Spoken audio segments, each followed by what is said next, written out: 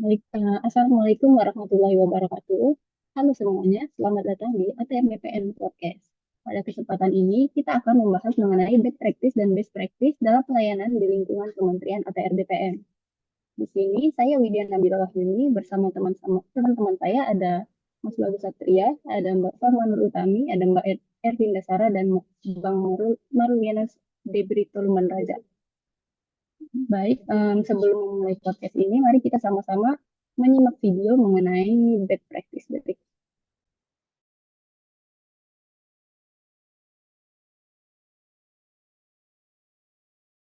BPN Bulungan menunggu pejabatnya ketemu susah betul. Bagaimana urusan rakyat ini mau lancar, bagaimana urusan rakyat ini mau cepat.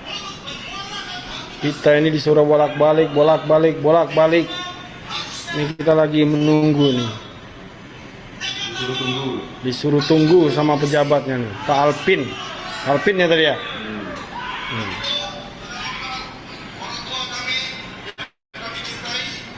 Ini dia nih, mirip-mirip presiden juga dia nih. Bupati, susah betul ditemui.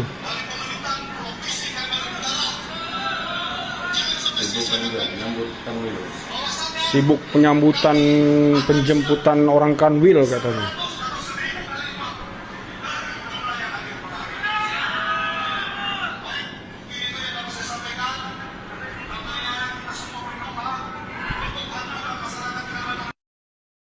Lagi Oke, dari video yang ditampilkan tadi, gimana nih tanggapan dari teman-teman? Baik, kalau menurut saya itu jika dilihat dari kacamata manajemen ASN, ini jelas merupakan contoh bad practice. ASN itu memiliki kewajiban untuk memberikan pelayanan publik yang profesional, tepat waktu, dan berorientasi pada kepentingan masyarakat. Ketika kantor kosong di jam kerja, apalagi tanpa pengaturan jelas, masyarakat yang datang merasa kecewa karena pelayanan tidak berjalan. Hal ini bisa merusak citra instansi, menurunkan kepercayaan publik, bahkan memperburuk hubungan antara pemerintah dengan masyarakat.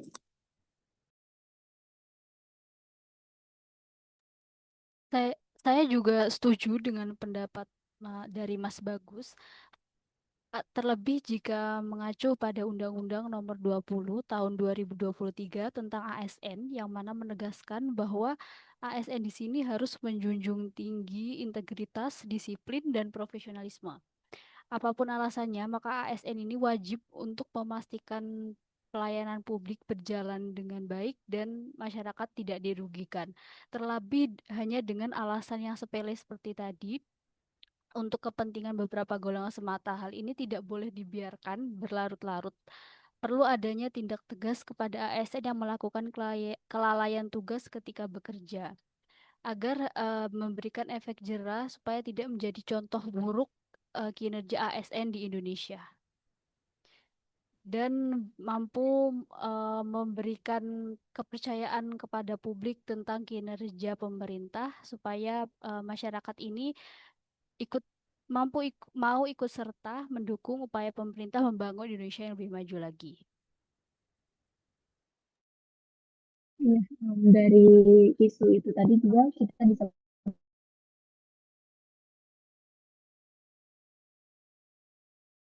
dalam memberikan pelayanan kepada masyarakat. Harusnya, jika memang ada kepentingan mendesak dengan tamu dari Kanwil, perlu adanya penyesuaian kembali untuk pelayanan. Misalnya, menugaskan pegawai lain untuk melayani sehingga pelayanan publik ini tidak terhenti. Ya, setuju dengan Mbak Widya. Apabila seorang ASN itu ditempatkan di bagian pelayanan, maka seharusnya pegawai tersebut bisa profesional dengan memprioritaskan untuk memberikan pelayanan kepada masyarakat sesuai tugas dan fungsinya dibandingkan dengan mengikuti kegiatan yang lain. Nah, kalau kondisi ini terus terjadi, masyarakat bisa kehilangan kepercayaan.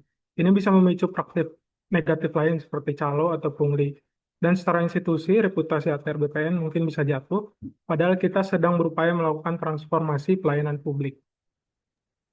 Iya, benar sih. Jadi sekarang masyarakat tuh semakin kritis ya, jadi harusnya ini tuh bisa jadi pemicu perubahan untuk kita, jangan justru dibiarkan. Oke, selanjutnya coba kita simak terkait penerapan best practice di lingkungan Kementerian ATR BPN.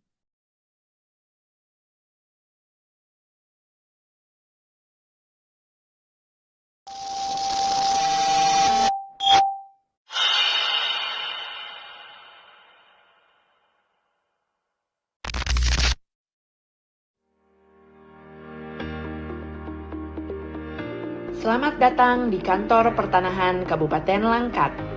Dalam upaya meningkatkan kualitas pelayanan publik, Kantor Pertanahan Kabupaten Langkat menghadirkan berbagai inovasi layanan berbasis kemudahan, kecepatan, dan kepedulian. Lastri.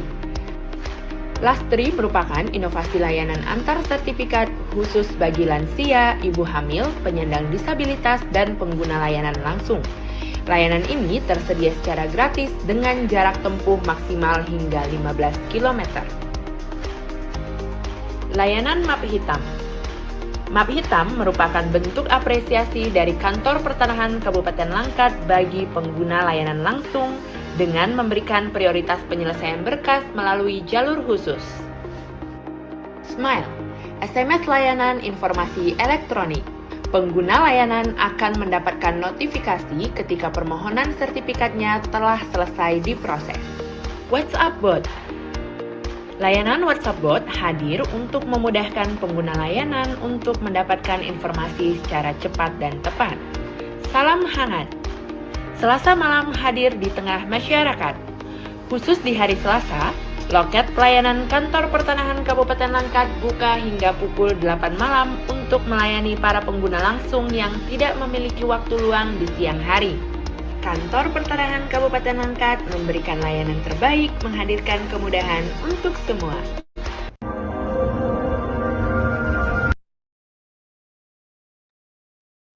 Oke, kelihatan banget ya perbedaan sama video yang sebelumnya. Jadi, di Kantor Pertanahan Kabupaten Langkat ini justru menghadirkan pelayanan publik yang proaktif, di mana mereka menghadirkan inovasi yang dapat dijadikan contoh praktik baik dalam manajemen pelayanan publik.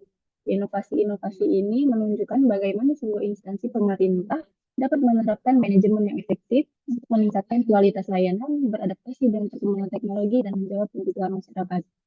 Contohnya tadi di tanpa angkat, salah satunya adalah STRI, layanan antar sertifikat, di mana instansi ini proaktif dalam menjangkau kelompok rentan seperti lansia, ibu hamil, dan penyandang disabilitas. Ini menunjukkan pemahaman tentang tantangan yang dihadapi oleh kelompok tersebut dan upaya untuk menghilangkan hambatan dalam mengakses layanan. Nah, kalau misalkan dari konteks manajemen ASN, pengelolaan layanan yang efisien itu menjadi kunci untuk memastikan bahwa masyarakat mendapatkan pelayanan yang tepat dan juga efektif seperti itu. Kemudian ASN itu dituntut untuk tidak hanya bekerja secara administratif di kantor, tetapi juga proaktif dan juga fleksibel dalam memberikan layanan. Contohnya tadi ada salam hangat. Nah, salam hangat itu kan BPN memberikan pelayanan sampai malam ya. Jadi itu berarti pelayanannya itu tidak selalu menunggu untuk masyarakat datang ke kantor, tapi BPN juga proaktif untuk menghampiri masyarakat secara langsung dan memenuhi kebutuhannya. Nah, hal itu mencerminkan perubahan pola pikir ASN dari yang sekedar birokrat administratif ini menjadi pelayan publik yang aktif, responsif, adaptif terhadap dinamika masyarakat.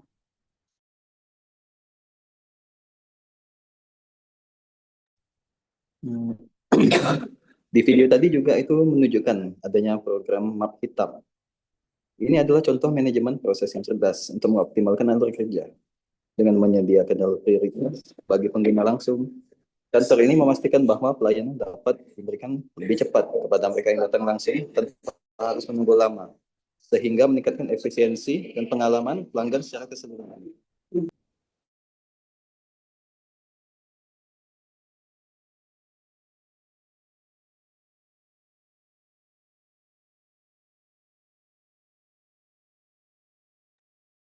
Inovasi layanan ini juga berorientasi pada efisiensi dan kemudahan layanan melalui fitur bot WhatsApp, masyarakat bisa bertanya tanpa harus ke kantor sehingga layanan bisa langsung diberikan sesuai kebutuhan. Hal ini tidak hanya menghemat waktu masyarakat, tetapi juga meningkatkan efektivitas kinerja ASN. Dan secara keseluruhan, praktik-praktik yang ditunjukkan di video terakhir tadi adalah contoh nyata dari manajemen publik yang efektif dan implementasi dari Smart ASN. Nah, inisiatif ini tuh bisa memiliki nilai strategis karena dapat menjadi contoh oleh kantor pertanahan lain di Indonesia yang bisa menyesuaikan sesuai dengan kebutuhan masyarakat-masyarakat setempatnya. Nah, dampaknya tidak hanya pada percepatan layanan, tetapi juga diharapkan peningkatan kepercayaan publik terhadap instansi pemerintah melalui responsivitas, efisiensi, dan pemanfaatan teknologi secara bijak. Oke, jadi teman-teman dari dua contoh tadi, kita bisa lihat perbedaan besar antara pelayanan asal-asalan dengan pelayanan yang berdampak positif bagi kemajuan bangsa dalam bidang pertanahan. Kita semua tentu berharap praktik baik seperti di dalam saat ini bisa menjadi role model pelayanan di seluruh Indonesia. Dengan pendekatan yang inovatif dan dekat dengan masyarakat, mereka sukses membangun kepercayaan masyarakat, memahami dan menjawab kebutuhan masyarakat untuk percepatan serta kemudahan dalam pengurusan administrasi pertanahan. Mungkin itu aja bahasan terkait best practice dan best practice hari ini. Terima kasih untuk yang sudah mendengarkan. Akhir kata, wassalamualaikum warahmatullahi wabarakatuh.